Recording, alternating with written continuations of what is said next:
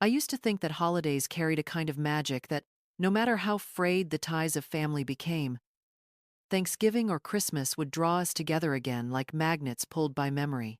The smell of roasted turkey, the laughter of children in the background, the sound of cutlery clinking against china, it all promised belonging, comfort, and the illusion that family was stronger than any storm. Before we continue with the rest of the story, please comment where you're listening to this from, and don't forget to like and subscribe to the channel. But that illusion shattered the year I sat at Michael's dining table, my plate still warm with food I had prepared, and heard Brittany's voice cut the air sharper than any carving knife. She didn't wait for the meal to end. She didn't lower her tone, didn't hide behind pleasantries. With her manicured hands resting on the polished wood of the table, she leaned forward, eyes cold and steady, and said, "Dolores, starting January, you'll need to contribute. 2,300 a month. It's only fair. You've been here long enough." At first, I thought I had misheard. The chatter of the grandchildren, the scrape of chairs, the hum of football on the television in the other room, it all blurred together in my ears. I blinked, fork poised halfway to my mouth. "Contribute?" I asked, my voice barely more than a whisper. Brittany's smile didn't reach her eyes. "Rent, Dolores. We've been more than generous, but nothing is free forever." My son Michael sat beside her, silent, his hand resting near hers but not moving. He stared down at his plate, as though the gravy on his turkey deserved his full concentration. I looked around the table, desperate for a lifeline. The grandchildren had gone quiet, their small eyes darting between us. My grandson poked his mashed potatoes nervously. My granddaughter pressed her lips together, her tiny fingers gripping her napkin. Even they could sense the cruelty dripping from their mother's words. The food on my plate tasted like ash in my mouth. Rent. In the house, I had given up everything to keep. Rent. When Harold and I had signed the deed with our own hands. When every brick and shingle bore the sweat of our years of labor. Rent. From my own daughter-in-law, in front of my son, in front of my grandchildren. I swallowed hard, forcing myself to keep my composure. "Brittany," I said slowly, "this is Michael's home. I'm only here because Harold passed, and Michael asked me not to be alone. I never wanted to be a burden." Her chair scraped against the floor as she leaned back, crossing her arms. "And yet, here we are. Utilities, groceries, space, everything costs money. You're an adult. Time to act like one. No more freeloading." The word landed like a slap across my face. Freeloader. I had worked 30 years as a nurse. I had raised 3 children, packed lunches, paid bills, stood in lines, clipped coupons. I had sacrificed every ounce of myself so that my children would never go without.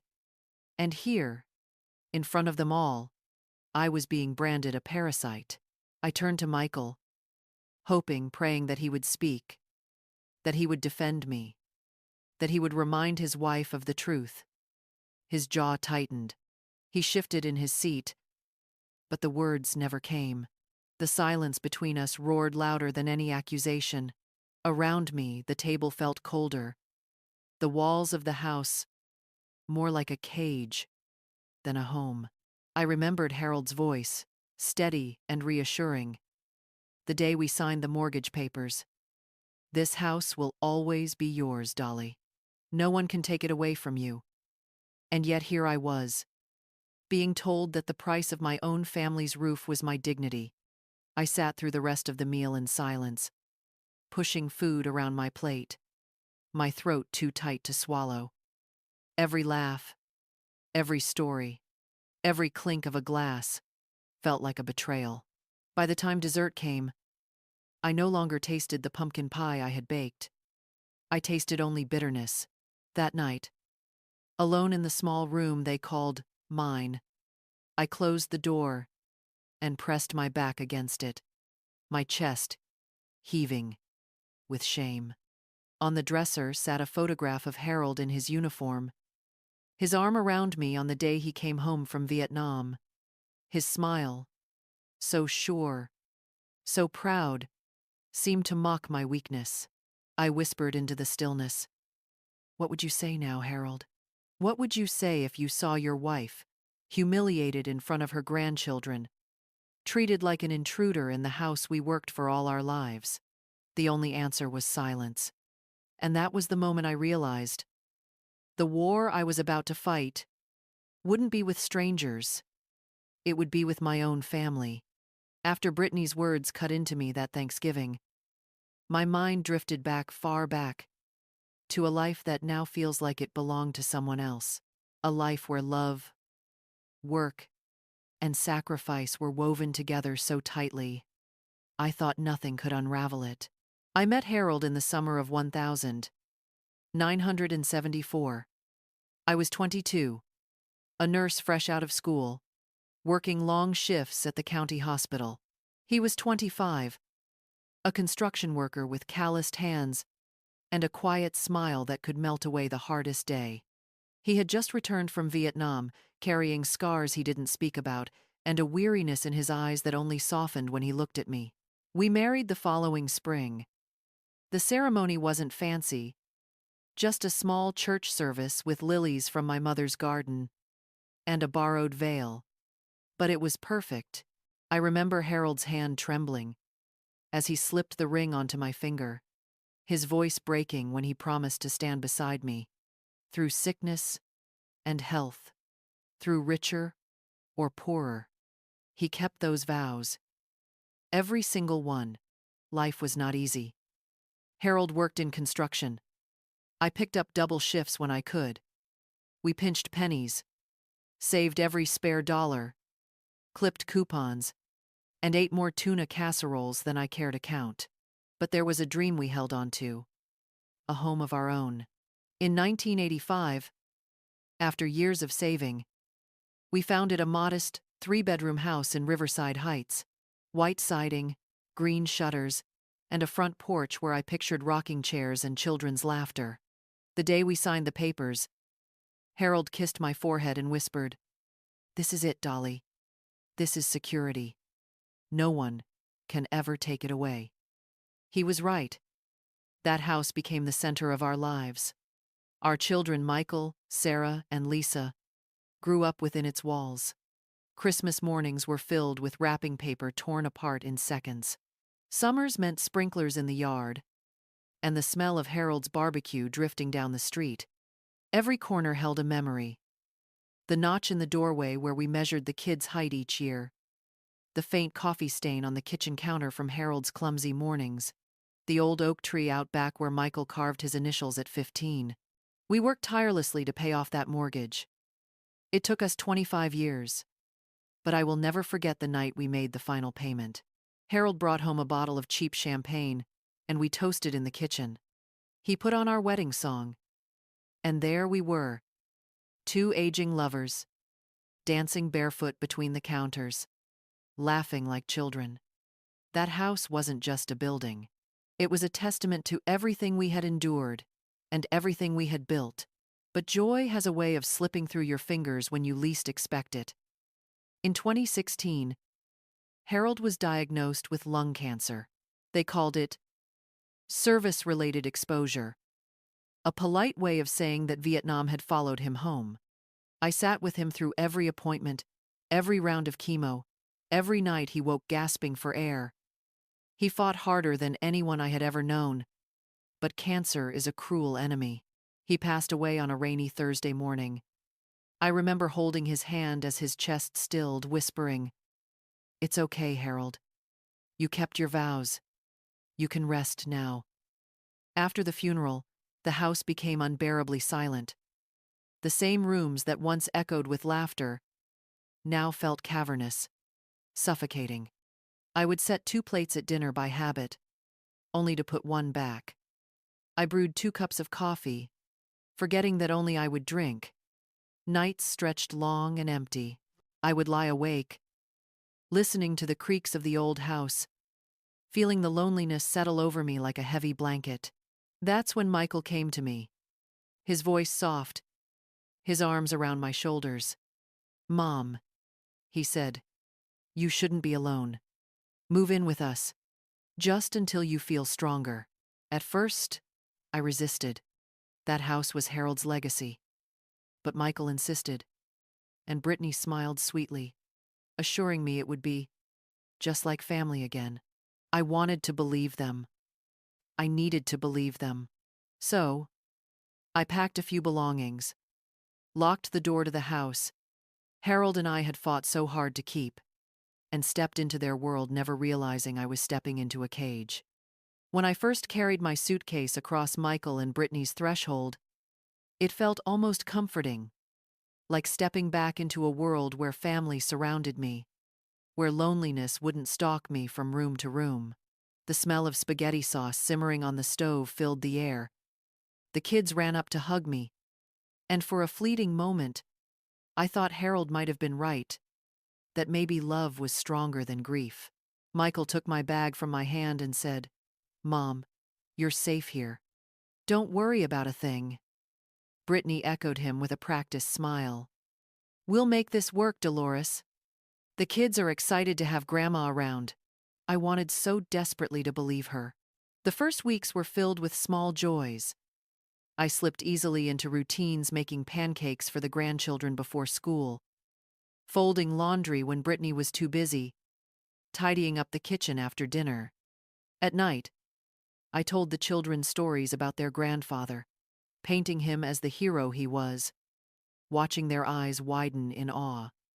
For the first time since Harold's passing, I felt useful again, needed. Brittany seemed appreciative at first. She would pour a second cup of coffee in the mornings and ask about Harold, about our years together. I thought, perhaps, we were becoming closer. I even told Sarah over the phone that maybe Brittany was softening, that maybe grief had made me misjudge her in the past. But the cracks began quietly, like hairline fractures in glass. You don't notice until the whole pane shatters. It started with little comments. Brittany would sigh when she saw me cooking too much food. "You don't have to act like this is your house, Dolores," she said once, laughing lightly, but her eyes sharp. Another time, when I folded laundry and put Michael's shirts in the wrong drawer, she muttered, "You know, I have a system. Maybe let me handle that." I brushed it off, told myself it was nothing. After all, this wasn't my home. Not really. I was a guest. Guests don't complain. Still, there were moments that made my chest tighten. I noticed how Michael grew quiet. Whenever Brittany's tone toward me sharpened, he would sit there, jaw clenched, staring at the television, refusing to step in. I wanted to shake him, to remind him I had carried him in my body, had raised him when his father worked double shifts, had stayed up through fevers and heartbreaks. But instead, I stayed silent.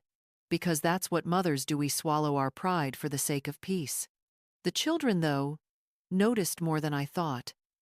My granddaughter slipped me a drawing one evening, me standing in front of a house with the words, "Grandma's home," scribbled in her shaky letters.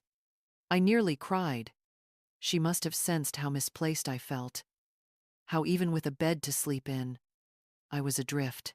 Still, I tried. God, I tried. I cooked. I cleaned. I stayed out of the way when Brittany had friends over, hiding upstairs so they wouldn't see me. I told myself things would improve, that time would smooth the edges. But the warmth of those first weeks faded quickly, and the house began to feel less like a refuge and more like borrowed space, where I had to earn my keep. There were nights when I sat in the small guest room they called mine, staring at Harold's photograph, whispering, was this the right choice? Did I dishonor everything we built by leaving our house empty? Should I have endured the silence rather than risk this? Harold, of course, gave no answer. Only the sound of the wind against the window replied. And yet, I held on to hope. Hope that Michael would find his voice, that Brittany would rediscover kindness, that this arrangement could be one of love rather than tension. I clung to that hope the way a drowning woman clings to driftwood, because without it, I would have sunk. I didn't yet realize the storm was only gathering, that the small cracks in our family's foundation would soon split wide open, leaving me stranded in the rubble of a life I thought was unshakable.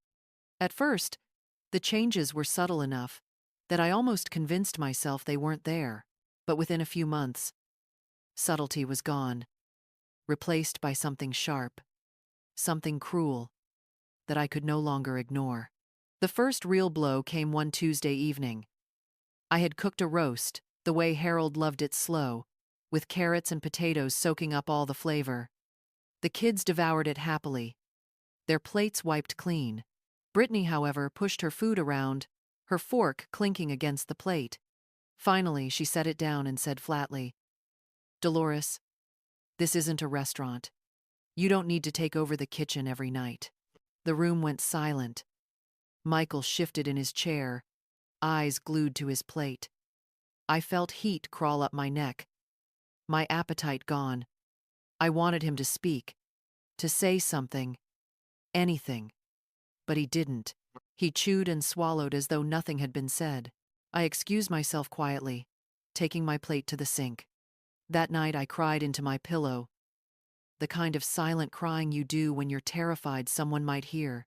From then on, Brittany stopped pretending. She began making rules.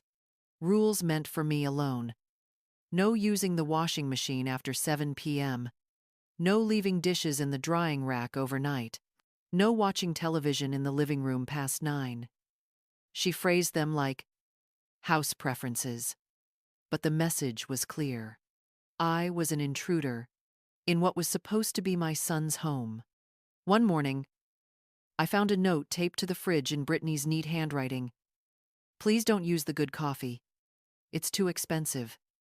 Beneath it, in smaller letters, "There's instant in the pantry." I stared at that note for a long time. I had worked double shifts for decades, pinching pennies, sacrificing every indulgence, so my children could have more.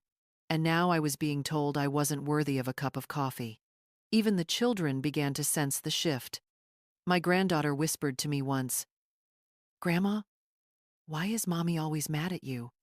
I didn't know how to answer. I told her, "Sometimes grown-ups just get tired, sweetheart." But inside, I was breaking. Michael's silence was the worst of all. I tried, once, to bring it up. One late night, while Brittany was upstairs, I asked him softly, "Do you see how she talks to me? Do you realize how small I feel in your house?" He rubbed the back of his neck, avoiding my eyes. "Mom, Brittany just has a way of doing things. Don't take it personally. We're grateful you're here. We're, quote, weren't, two, and, one, grateful." That word tasted bitter. Gratitude doesn't sound like slammed cabinet doors, or notes about cheap coffee, or icy silences at dinner. Gratitude is action, protection, love. And yet, I bit my tongue, because I had nowhere else to go.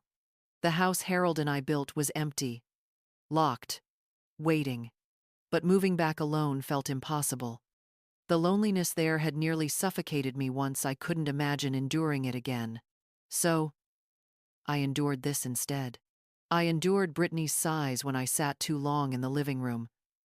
I endured her sarcasm when I made suggestions about the kids. I endured the way she rolled her eyes whenever I mentioned Harold, as though his memory was an inconvenience. One night I overheard her talking on the phone. She thought I was asleep, but her voice carried through the vent. "It's exhausting having her here. She acts like this is her house. I didn't sign up to babysit an old woman." I lay in bed, staring at the ceiling, the words slicing me open. Babysit. That's what I had become in her eyes, a burden. Not a mother. Not a grandmother. Not a woman who had worked her hands raw to build a life for this family. just an old woman taking up space. The cracks were no longer hidden. They were wide, jagged, impossible to ignore. And deep down, I began to wonder how long it would be before the whole foundation collapsed, before Brittany finally said out loud what I already knew she felt, that she didn't want me there at all. The breaking point came on a Sunday afternoon, the kind of day that should have been peaceful, with the smell of cut grass drifting in through the open windows, and the children playing in the yard. But peace is fragile, and in that house, it never lasted long. I had decided to bake Harold's favorite peach cobbler, a recipe that had been passed down from my grandmother. The smell filled the kitchen. Warm cinnamon, buttery crust, sweet peaches bubbling under the sugar topping. The kids came running in, their faces lighting up. "Grandma, it smells so good," they cried, already grabbing plates. For a moment, I felt like myself again. A mother, a grandmother, a woman who still had something to give. Then Brittany walked in. She glanced at the cobbler cooling on the counter and her expression hardened. "Dolores," she said sharply, "did you even ask before using all those peaches? I bought those for the kids' lunches this week." The children froze, forks hovering midair. Michael sat at the table, his phone in his hand, pretending to scroll as if he hadn't heard. I swallowed, forcing calm into my voice. "I'm sorry, Brittany. I thought it would be nice for everyone to enjoy dessert together. I'll replace the peaches tomorrow." But she wasn't done. Her voice rose, each word dripping with disdain. "That's not the point. You can't just do whatever you want here. This is my kitchen, my house. You don't get to take over just because you're bored." Her words hit me like a slap. The children looked from her to me, wide-eyed and silent. My face burned, and my hands trembled as I reached for the dish towel. Still, I searched for Michael's eyes, begging silently for him to step in, to defend me, to remind Brittany of who I was. Not just a guest, not just an old woman, but his mother. But he never looked up. The silence from him was louder than Brittany's shouting. I turned back to the cobbler, trying to salvage the moment. "Kids," I said softly, "go ahead and have a piece." Brittany slammed her hand on the counter. "No, they will not. Dessert is after dinner.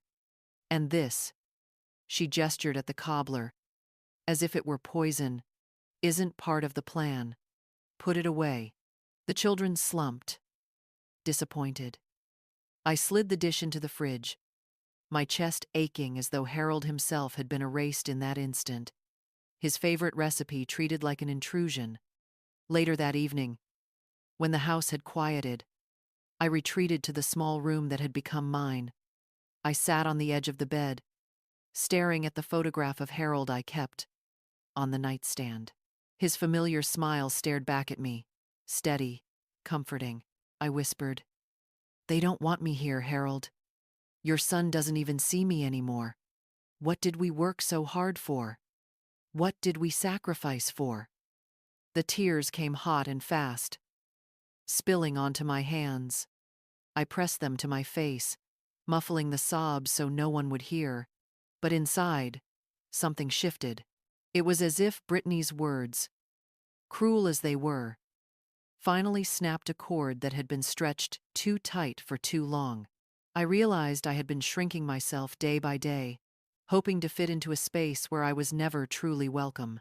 I had clung to the illusion of family, of belonging, while the truth stared me in the face. I was an outsider in my own son's home. That night, lying in bed, I made a promise to myself. I would not keep living this way. I would not spend the rest of my days tiptoeing through hallways, apologizing for existing. Harold had worked too hard. I had given too much for me to be erased like this. The breaking point had come. What remained now was a choice: endure until I withered, or rise and reclaim the life and the dignity that was still mine to hold. It was a Saturday morning when the mask finally slipped, when all the cracks that had been forming silently turned into one great fracture I could no longer ignore.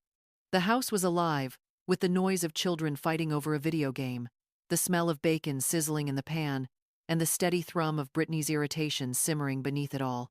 I had woken early, as I always did, and crept into the kitchen to start breakfast. It was something Harold and I used to do together. On weekends, he would make the eggs.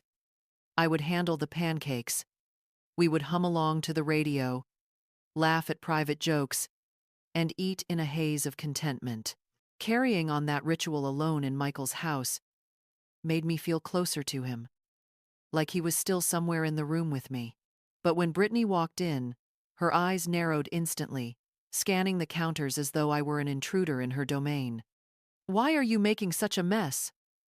The kids don't even like pancakes." Her words were sharp, cutting through my fragile bubble of comfort. I swallowed hard, setting down the spatula. "I thought I'd surprise everyone," I murmured, trying to keep my voice light. "Well, don't," she snapped, pulling the frying pan toward her. "We don't need you cluttering up the kitchen." It wasn't the first time. It wasn't even the worst. But something in me shifted that morning. Maybe it was the way Michael walked in moments later, glanced at the tension, and said nothing. Maybe it was the way Brittany smirked at my silence, satisfied she had won.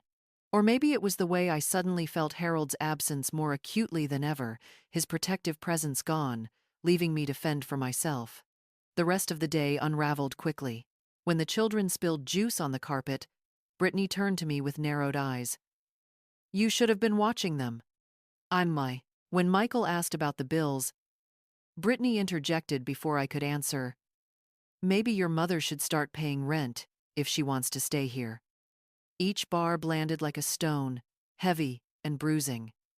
By evening, I could barely hold my head up. I excused myself to the small guest room, closing the door softly behind me. I sat on the edge of the bed, hands trembling in my lap, the sound of laughter and television spilling in from the other side. It was then that I realized something terrifying. I had no home. Not really. The house Harold and I built was still standing, but empty, stripped of the warmth that made it ours. And here, in my son's house, I was a shadow unwanted, unneeded, tolerated at best. Tears came fast, hot and unrelenting. I pressed my palms to my face, whispering Harold's name into the dark. "What do I do, love? What do I do without you?" For hours I sat there, replaying the years of sacrifice, the decades of loyalty, the endless giving. I thought of the night Harold and I burned the mortgage papers. How free we had felt. I thought of the years I nursed him through his illness, the strength I somehow summoned to smile, even when my heart was breaking. And now, here I was treated like a burden by the very people I had given my life to. The breaking point wasn't one moment. It was 1,000 little cuts that finally bled me dry. Later that night, as the house quieted, I rose and walked to the mirror. The woman staring back at me was someone I barely recognized. Her shoulders slumped under the weight of unspoken sorrow. Her eyes were dull, ringed with exhaustion, but deep inside, there was still a flicker, a stubborn ember of dignity that refused to die. I pressed my hand to the glass, whispering to that reflection, "No more. I'm sick." From that moment, a seed of resolve began to grow. I didn't know when or how, but I knew I could not stay. To remain here would be to let myself vanish entirely, to allow bitterness and humiliation to become my final chapters. As I lay down that night, the decision began to take shape, fragile but undeniable. I would leave. Somehow, some way, I would reclaim the life Harold and I had worked so hard for, the dignity, the peace, the self-respect that had been stripped away piece by piece.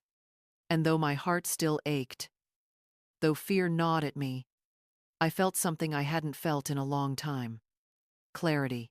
Because sometimes the breaking point is not an end, it is the beginning of everything. You didn't know you still had the courage to claim. The morning after that breaking point, I woke to the sound of Brittany's heels clicking down the hallway and the muffled chatter of the children getting ready for school. Sunlight crept through the thin curtains of the guest room, but instead of warming me, it revealed how small and temporary my world had become. The little dresser with its missing handle, the fold-out bed that sagged in the middle, the cardboard box where I kept my folded sweaters. It all screamed, unwelcome guest. I sat on the edge of the bed, staring at my hands. They were rough, lined, a little swollen from years of work, but still steady. And in that steadiness, I found my answer. Harold's words echoed again, not from memory, but from the very marrow of my bones. Dolly, never let anyone take what we've built.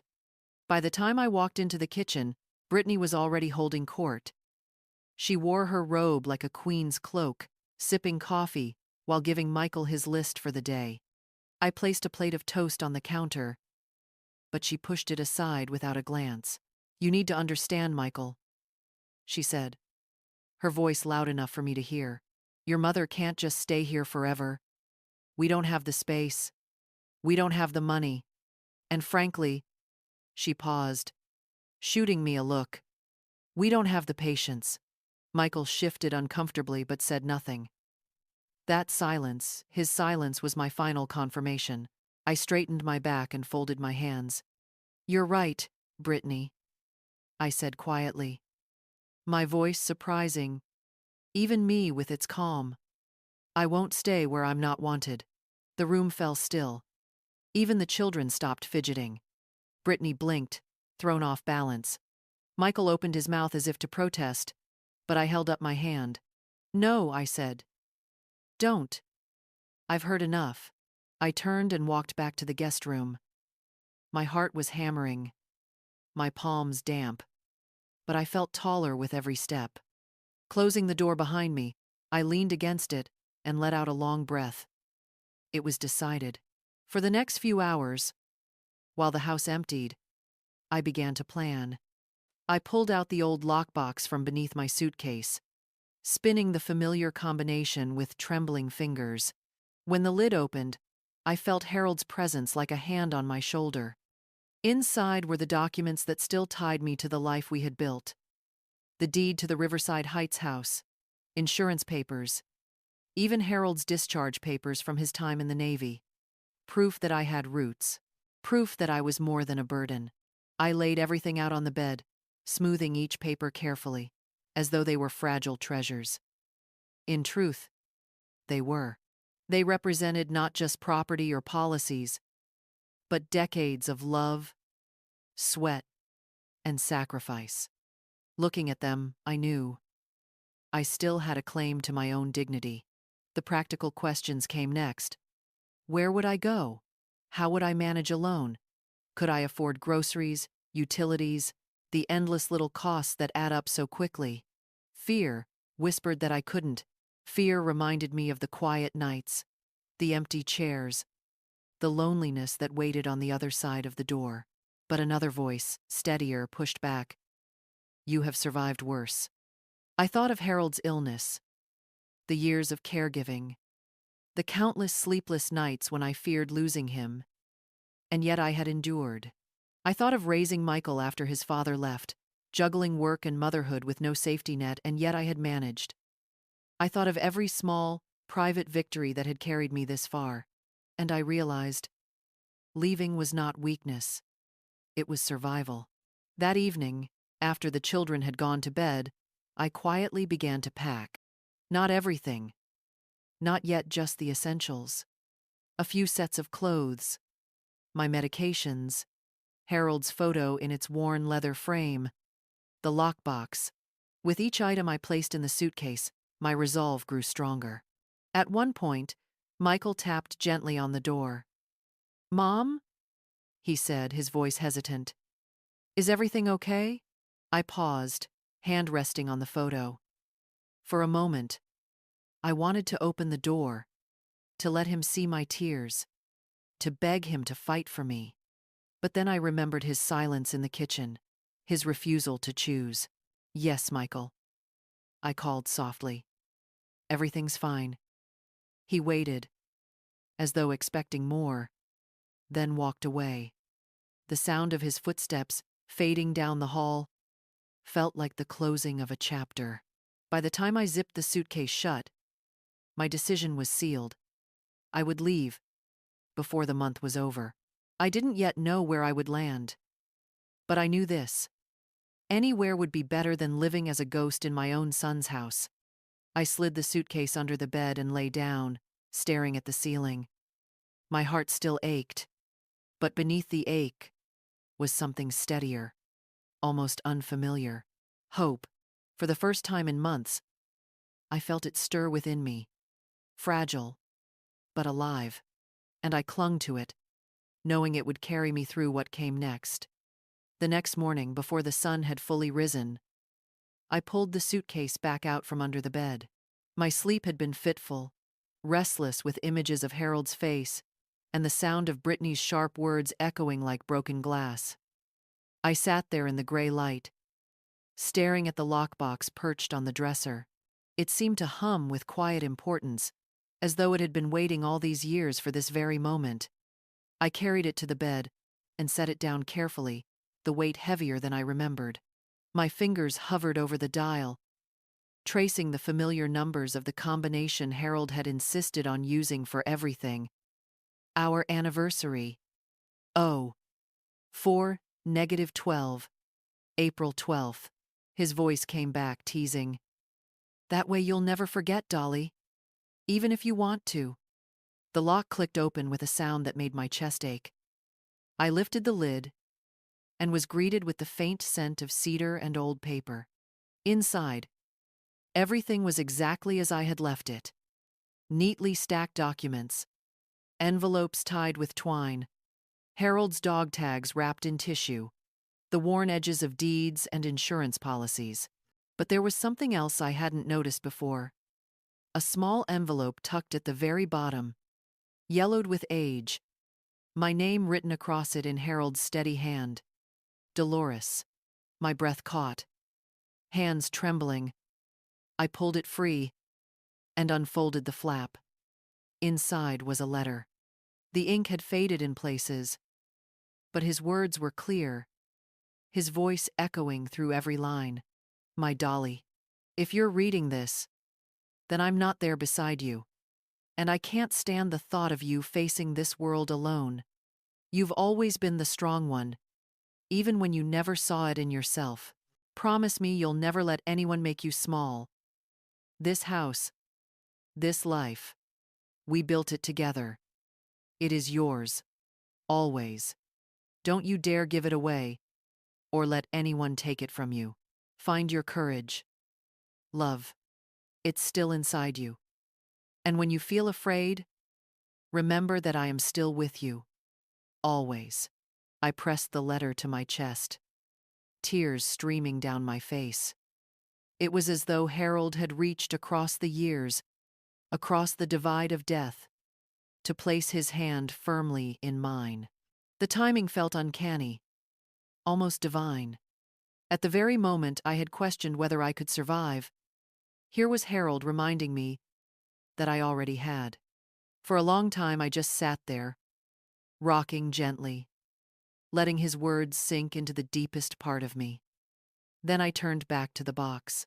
Piece by piece, I laid out the documents on the bed. The deed to the Riverside Heights house paid in full. The insurance policies still valid. The small savings account Harold had managed to keep tucked away. Modest but real. Proof, once again, that I was not as powerless as Brittany wanted me to believe. As I spread the papers before me, I realized something important. This lockbox was more than just storage. It was my lifeline, my shield. It contained not only financial stability but also the evidence of a life well lived, of sacrifices made and victories earned. And more than that, it held Harold's voice steady, loving, commanding me not to disappear. By the time the rest of the house stirred awake, I had made another decision. I would not confront Brittany. I would not beg Michael for respect. I didn't need to. I had all I needed here, within this little box and within myself. That day, while Brittany ran errands and Michael took the children to soccer practice, I copied down important numbers from the documents. I called the bank to confirm the status of the account. I spoke to the utilities company about transferring bills back into my name should I reclaim the house. Each step was small, practical, almost mundane, but each one was also a brick in the foundation of my freedom. Every time doubt crept in, I touched the letter in my pocket. Harold's words beat like a drum inside me. Don't you dare let anyone make you small. By evening, when Brittany returned with her usual haughty stride, I felt different, stronger. She complained about traffic, about the cost of groceries, about how no one helped her enough. I simply nodded, lips pressed together, heart steady. Because now, I knew something she didn't. My escape plan had already begun. Later that night, after everyone had gone to bed, I returned to the lockbox one more time. I placed Harold's letter back inside, but not before whispering, "I hear you, love. I promise. I won't let you down." Closing the lid, I felt lighter, as though Harold himself had shouldered part of the burden. The lock clicked shut, and in that sound I heard the first notes of freedom. It wasn't just a box of papers anymore. It was a map, a compass, a reminder that I still had choices. And for the first time in years, I believed I was strong enough to follow them. The days that followed felt like living a double life. On the surface, nothing had changed. I still made the coffee in the mornings, still folded the children's laundry, still offered to take the trash out when Michael forgot. To Brittany, I was the same weary presence in her house, a shadow she barely tolerated. But inside, every small gesture, every quiet hour, carried the weight of my secret. I was preparing to leave. Each night, after the house settled into silence, I returned to the lockbox and reviewed the documents again. I memorized account numbers, copied addresses, even tucked a few folded bills into my wallet. Money Harold had hidden away in an envelope marked rainy day. The irony wasn't lost on me. If ever there was a storm, this was it. I started setting aside my belongings, little by little, so no one would notice. A blouse folded discreetly into the suitcase. My good shoes wrapped in a towel and slid beneath the bed. Harold's photograph always went last, hidden in a book until the final moment. I moved carefully, methodically, like a soldier laying groundwork for retreat. During the day, I forced myself to listen more than speak. Brittany's voice droned on about bills, neighbors, the PTA, her endless litany of complaints. I nodded when required, offered polite murmurs, but inside I was counting hours. Michael, too, seemed increasingly distant, lost in his own burdens. There were moments, brief flickers, when I thought I saw guilt in his eyes. Once, when we passed in the hallway, he placed a hand on my shoulder. "Mom," he began. But then Brittany called his name and he let go, as if the word itself had been too heavy. That moment stung, but it also clarified my resolve. I could no longer depend on Michael to fight for me. I had to fight for myself. One afternoon, while Brittany was at the salon, I walked to the bus stop 3 blocks away. It was the first time I'd left the neighborhood alone since moving in. I carried Harold's old canvas bag with the zipper broken. Inside it, the deed to our Riverside Heights house and a notebook where I'd scribbled questions. The bus rattled and groaned, full of strangers who barely looked my way. But I felt alive again. A woman with purpose. At the bank downtown, I sat across from a clerk younger than my grandson. He explained in patient, practiced tones that the house was still mine. It's in your name alone, Mrs. Thompson, he said, adjusting his glasses. No one can sell it, rent it, or claim it without your consent. The relief hit me so sharply, I almost wept, right there in his office. All this time, I had been living under Brittany's roof, eating her scraps of courtesy, when all along my own home, our home waited quietly for me. On the bus ride back, I pressed my forehead against the window, watching the city roll by. I remembered planting roses in the front yard of that house, Harold painting the shutters navy blue, Michael learning to ride his bike down the driveway. It wasn't just property, it was memory. It was love. It was mine. Back at the house, I said nothing. I placed the papers carefully back into the lockbox, slid it under the bed, and smiled for the first time in weeks. Brittany noticed. "What are you so happy about?" she asked, suspicion curling in her voice. "Just remembering old times," I said, and walked away before she could press further. From then on, every small task became a rehearsal for independence. I practiced carrying my bag with only the essentials. I timed how long it took me to walk from the guest room to the bus stop. I made lists in my notebook. Groceries I would need, utilities to reconnect, neighbors who might still be in Riverside Heights. At night, when the fear tried to creep back in, reminding me of loneliness, of bills, of empty rooms, I clutched Harold's letter and repeated his words like a prayer. "Don't let anyone make you small." The preparations gave me strength.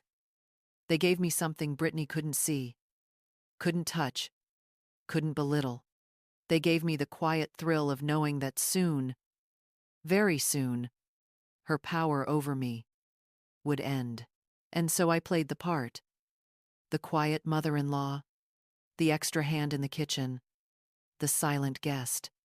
But underneath it all, a different story was unfolding, one Brittany would never anticipate. Because this time, I wasn't waiting for permission. I wasn't asking for respect. I wasn't hoping for kindness. I was building my escape. And with every passing day, the walls of her house felt less like a prison and more like the staging ground for my freedom. It was a Thursday evening, cool and damp, when the final crack split open. All day, I had sensed it coming like the air before a storm, heavy and charged, waiting for a bolt of lightning. Brittany's footsteps had been sharper, her sighs heavier, her voice pitched higher with irritation. Even the children had noticed, skirting around her like wary birds, their laughter clipped short. Dinner was a rushed affair. Spaghetti from a jar, garlic bread from the freezer, salad wilted and drowning in dressing. Brittany barked orders. Michael sat slumped in his chair, and I did what I always did, quietly filled glasses of water, passed napkins, made sure the children ate. For a moment, I thought we might survive the evening unscathed. But storms do not hold back forever. It began with something small. The youngest spilled his cup, water spreading across the table. I jumped up, instinct taking over, grabbing a towel from the kitchen. Before I could blot the spill, Brittany's voice lashed out. "For God's sake, Mom, can't you teach them anything? Or do you just enjoy making a mess wherever you go?" The words froze me mid-step. A mess. That was what she saw when she looked at me. Not a mother, not a grandmother, not a woman who had worked and sacrificed for decades. Just a nuisance, a burden, a problem to clean up. I felt the blood drain from my face, but I forced myself to keep wiping, keep moving, keep breathing. Michael shifted in his seat, opening his mouth as though to speak, but then closed it again. The silence between us screamed louder than Brittany's voice ever could. After dinner, while she clattered dishes in the sink, Brittany cornered me in the hallway. Her tone was deceptively sweet, the kind she used when sharpening the knife before the cut. "Mom," she said, drawing out the word as though it tasted sour, "we need to talk."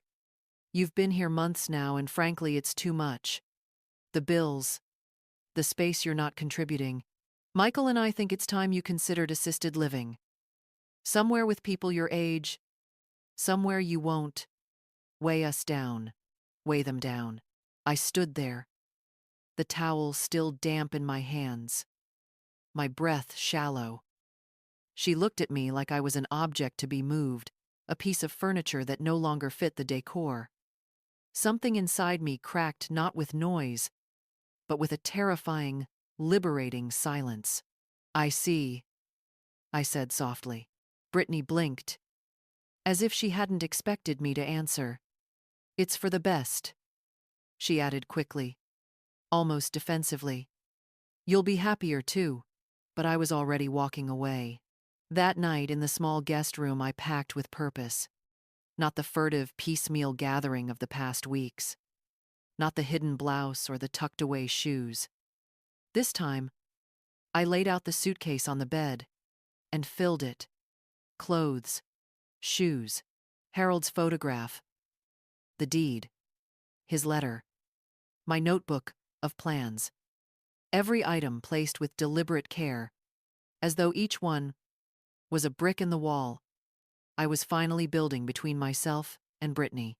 Tears came, but they were not tears of defeat. They were cleansing, sharp, almost electric. I thought of Harold again, his steady voice urging me forward. I thought of the roses in the yard of Riverside Heights, waiting for me to prune them back into bloom. I thought of the quiet mornings I might still have in a home that belonged to me. Michael knocked once at the door, then stepped inside. He saw the suitcase open, half filled. His face crumpled. "Mom, what are you doing?" I looked up at him, meeting his eyes fully for the first time in weeks. What I should have done a long time ago.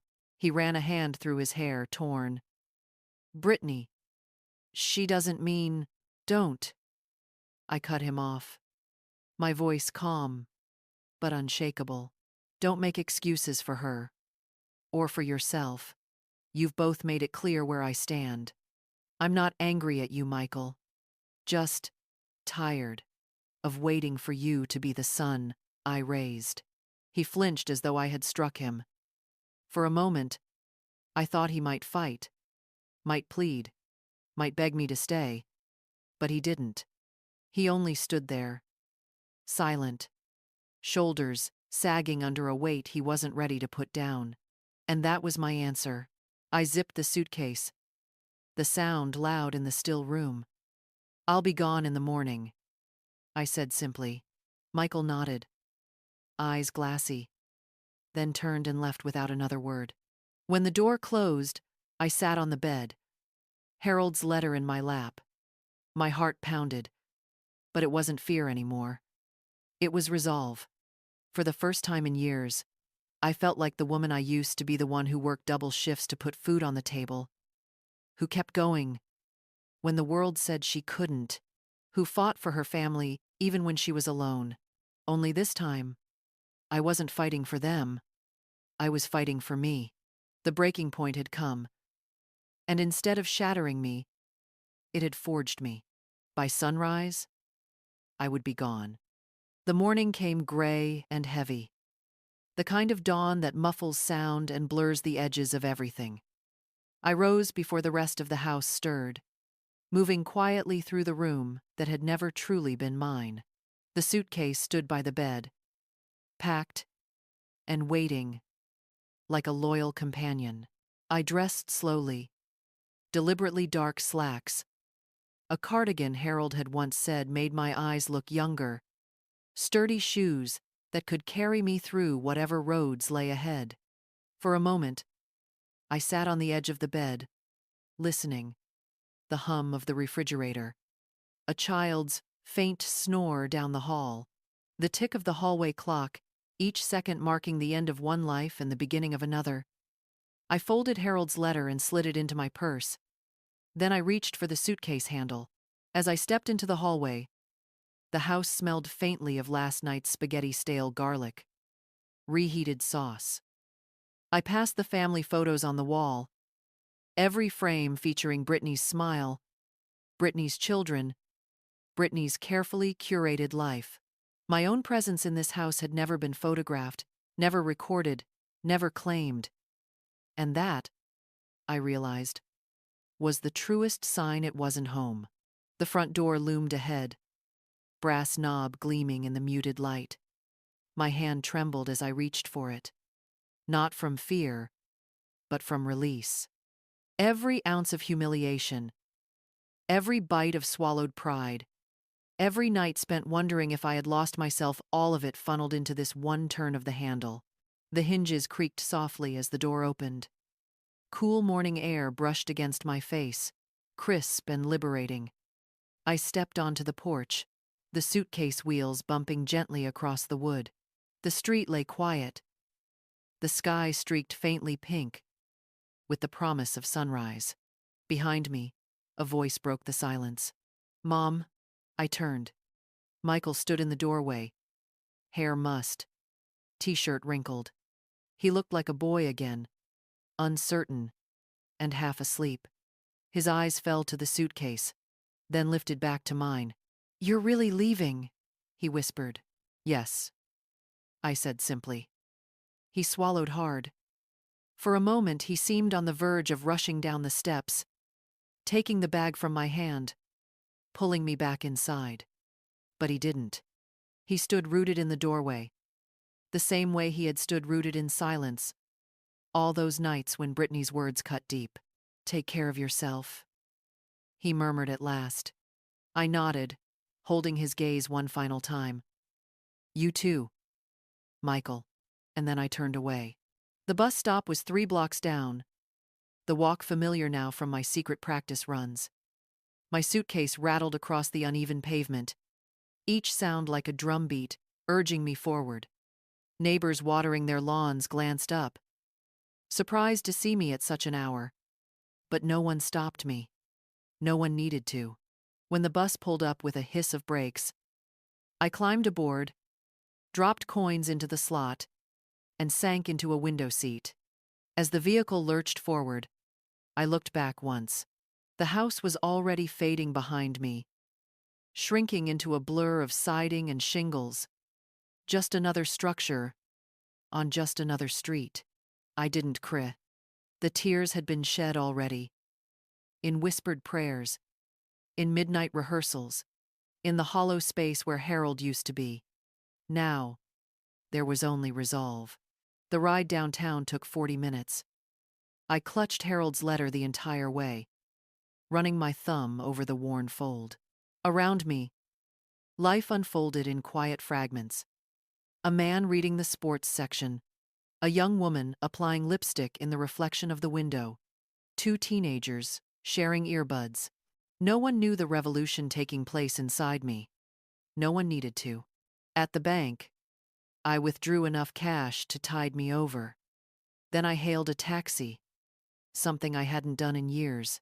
The driver, a middle-aged man with kind eyes, loaded my suitcase into the trunk without question. "Where to?" he asked. "Riverside Heights," I said. The words tasted like freedom. As we drove, memories rose like familiar landmarks. The bakery Harold and I had visited every Saturday, the corner store where Michael once begged for penny candy, the church with the red doors where I had sung hymns until my throat ached. And finally, there it was. My house. The navy blue shutters were faded now, the roses wild and untrimmed, the lawn overgrown. But it was mine. My breath caught as the taxi pulled up to the curb. The driver helped me with my suitcase, then left me standing at the gate. For a long moment, I simply stared. The house seemed to breathe, tired, but still standing, waiting for me. I pushed open the squeaky gate, walked up the cracked path, and laid my hand against the front door. The key, mercifully, still turned. The lock gave way, and the door swung open. Dust hung in the air. The rooms smelled faintly of neglect, but the walls welcomed me like old friends. I stepped inside. Silence met me, But it was a different kind of silence than Brittany's house had held. Not oppressive, not laced with judgment. This was the silence of possibility, of space waiting to be filled again with laughter, with music, with life. I set the suitcase down in the hallway and leaned against the door frame. My knees trembled. My chest rose and fell. But I was home, truly home. For the first time in years, I belonged to myself. It has been 6 months since I walked out of Michael and Brittany's house, with nothing but a suitcase and the weight of 1,000 unspoken words. 6 months since I traded the familiar chaos of their home for the unknown silence of my own. And now, sitting here by the window of my small apartment, I realize something I never thought I would say. I am at peace. The journey here has not been smooth. There were nights I woke up with tears streaming down my face, clutching Harold's photograph and whispering his name into the darkness. There were mornings when the silence felt suffocating, when loneliness wrapped around me like a heavy coat I could not shed. But each time I thought I would crumble, I discovered a small ember of strength glowing quietly within me. I fanned that ember day by day until it became a steady flame. Looking back, I understand now that what broke me wasn't just Brittany's cruelty or Michael's silence. It was the slow erasure of who I was. Every time I swallowed my words, every time I lowered my eyes, every time I allowed myself to feel smaller in my own son's home, I chipped away at myself. I became a ghost in a life I had built with my own 2 hands. Leaving wasn't just about escaping them. It was about reclaiming me. I think often about Harold, about what he would say if he could see me now. I imagine him smiling, that quiet, knowing smile of his, and saying, "You finally remembered who you are, Dolly." And I believe he would be right, because in these 6 months, I have remembered. I have remembered the woman who worked double shifts at the hospital cafeteria just to keep food on the table when Michael was a boy. I have remembered the woman who stood in the rain at Sarah's high school graduation, clapping until her hands stung.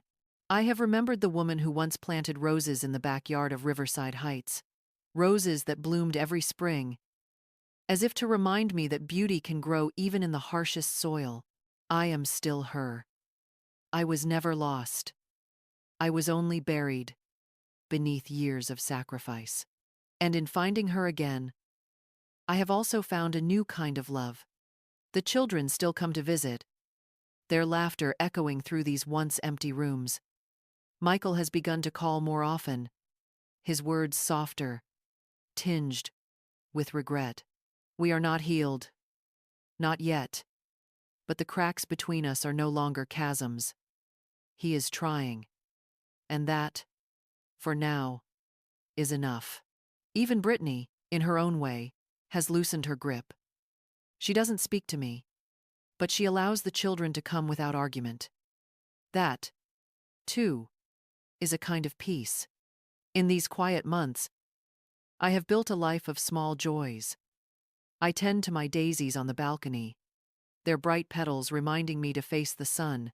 I volunteer at the church food pantry, handing out bags of groceries to families who remind me of the struggles Harold and I once endured. I sit in the library, losing myself in books that transport me to worlds where women like me are not forgotten, but celebrated. And most importantly, I have learned to enjoy my own company. There is a strength in sitting alone with your thoughts and not fearing them. There is freedom in choosing what to eat for dinner, what music to play, what dreams to chase without anyone's permission but your own. Sometimes, when the children leave, I sit back in my chair and think about the woman who walked out that door 6 months ago, trembling but resolute. She did not know what waited for her. She did not know if she would survive the loneliness, if she would regret her decision, if she would ever feel whole again. I want to tell her now, you did the right thing. You chose yourself. And in choosing yourself, you found everything you had been missing. To anyone listening, anyone who has ever felt erased in their own home, Anyone who has swallowed their words until their soul felt hollow, listen closely. You are not invisible. You are not too old to start over, not too fragile to build a life that belongs to you. Courage is not about fighting wars or climbing mountains. Sometimes, courage is packing a suitcase and walking out the door, even when your legs tremble beneath you. I am living proof. My story is not one of bitterness, though it began with betrayal. It is a story of survival, of rediscovery, of hope. It is a reminder that even in the autumn of life, new seasons can still bloom. As I close my journal tonight, I whisper once more into the quiet room, not to Harold, not to Michael, not even to Brittany, but to myself. Dolores, you made it. You are free. And you are enough. And with that, I turn off the light, let the daisies sway in the night breeze, and step into tomorrow unafraid.